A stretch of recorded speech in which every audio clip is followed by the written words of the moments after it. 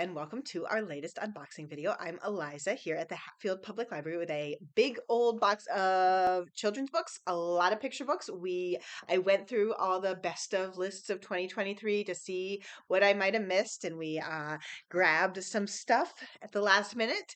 Let's see, Bob Graham, The Concrete Garden, very fun cover here, and this is about a group of kids who make a garden on the pavement with chalk. Very sweet. We have The Night Song. Did I say the author? This is Bob Graham. I think I did say it.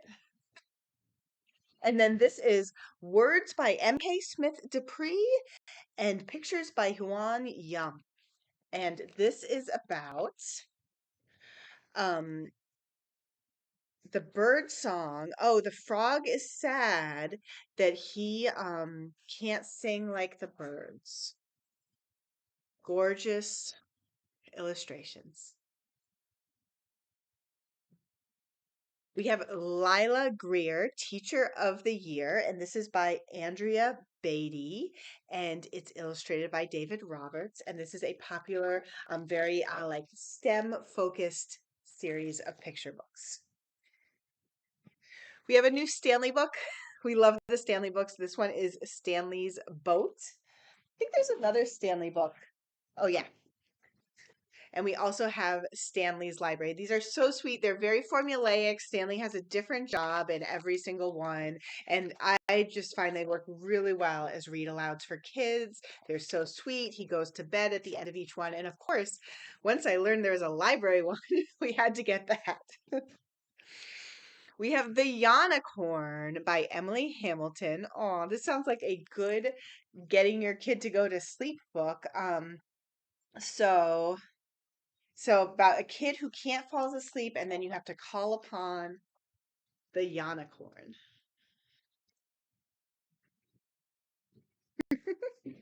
So this is interesting. This one is called I Am Money and I Don't Grow on Trees. It's by Julia Cook, Garrett Gunderson, and then pictures by Josh Cleland.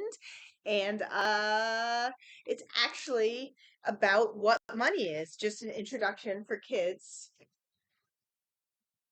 about how it works.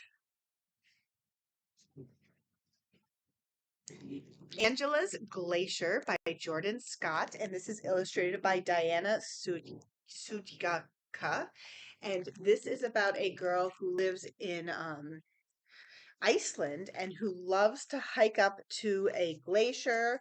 When she's a baby, her parents take her there, and but then as she gets older, she gets distracted and stops going up to the glacier, but then she eventually rediscovers it. But I think she also has to sort of reckon with the fact that it's getting smaller.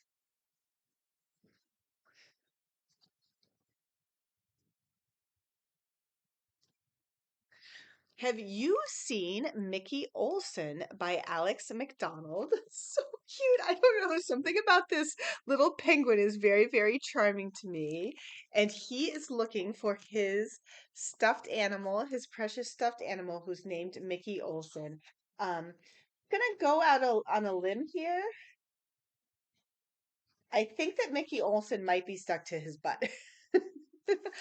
But that sounds like the perfect setup for reading with a kid. And there he is going around asking everybody, where is Mickey Olsen? Buffalo Fluffalo. Great cover and title. This is by Bess Kalb and Erin Kraan. Um, it's about a buffalo who's trying to fluff his way into appearing bigger. But then the rain sort of foils that plan.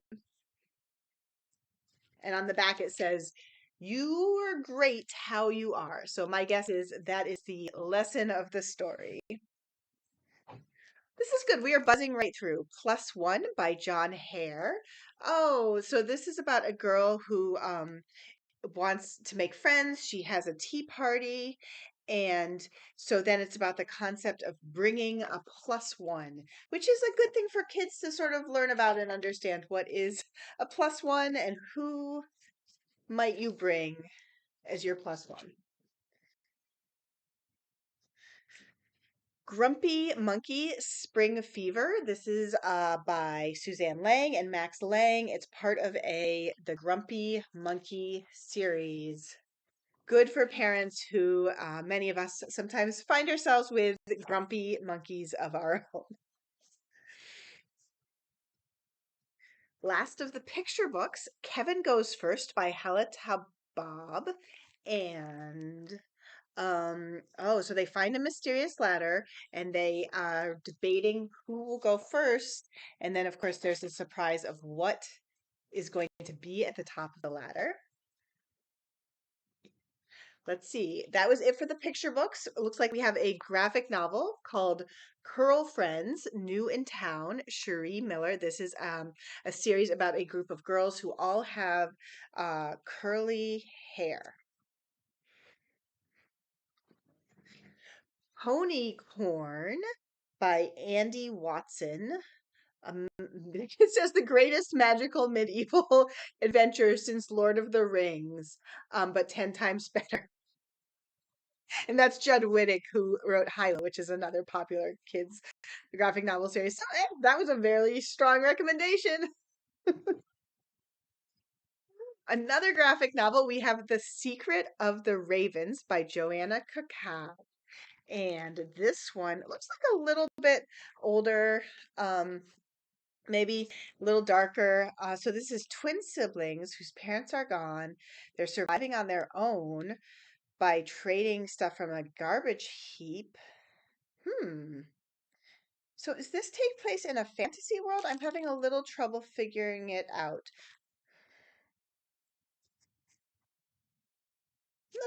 I'm not sure. Yeah, I guess so, because it says that it's called the Kawomitu Kingdom, and there's magic, and there's ravens with quests.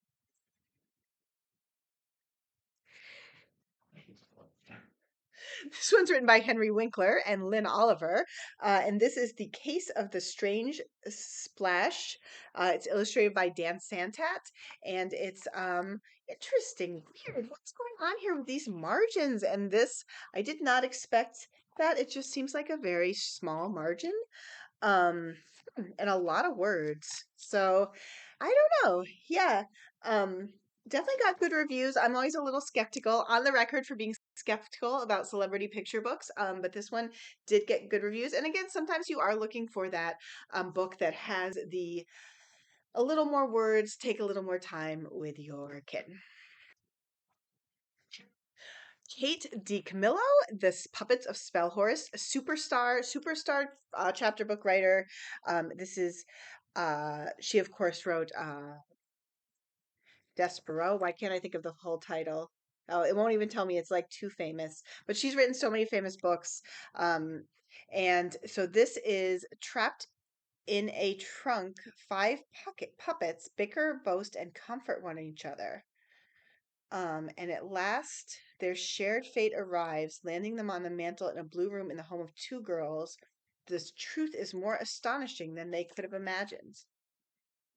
See, this is what I'm talking about. Like, this has more of a margin. That other one just seemed a little strange to me, but again, does not necessarily mean anything about the book. Anna Banana and the Friendship Split, and this is by Anica, Mrose, Rissi, and illustrated by Meg Park. And sounds to me like it's about two friends who, um, oh no, get in a big fight, and then one of them also has a dog named Banana, which is amazing. I love a dog named Banana. So uh yeah, that's just like, again, it's like real life things that are really relevant to these kids. Great subject for a beginning chapter book. Woo. Just a few more. We have a cute little St. Patrick's Day one from the Crayons series. The very popular The Day the Crayons Quit series, and this is by Drew DeWalt and Oliver Jeffers. Two more.